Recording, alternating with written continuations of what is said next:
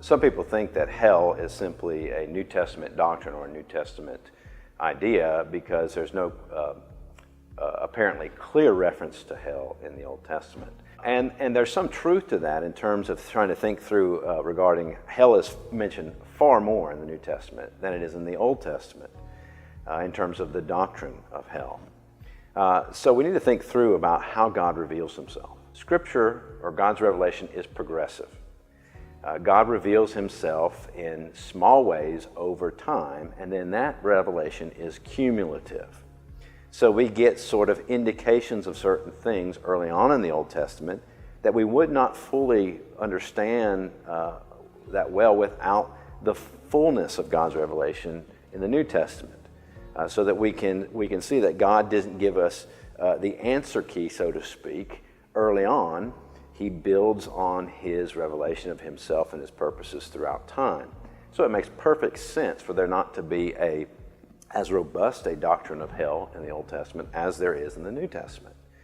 But that doesn't mean that there's not ways that we can look back in the Old Testament and see the reality of hell in seed fashion. So for instance, the word Sheol or Sheol in Hebrew is used in a variety of ways in the Old Testament. Sometimes it refers to the realm of the dead or the nether world. Sometimes it has more of a general connotation that both the righteous and the wicked go to Sheol in terms of the grave.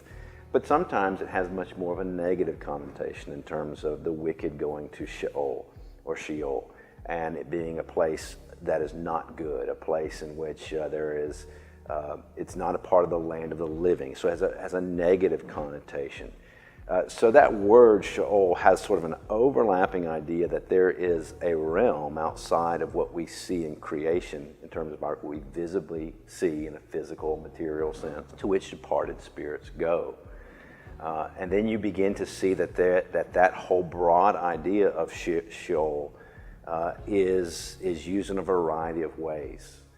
And that prepares us then for the New Testament, for when Jesus comes on the scene and the teaching of Jesus to the people in his context. There's a more fully developed idea that there's a place of judgment. What we expect in terms of how God reveals himself is that the New Testament would give us a fuller revelation of God, such as the doctrine of the Trinity.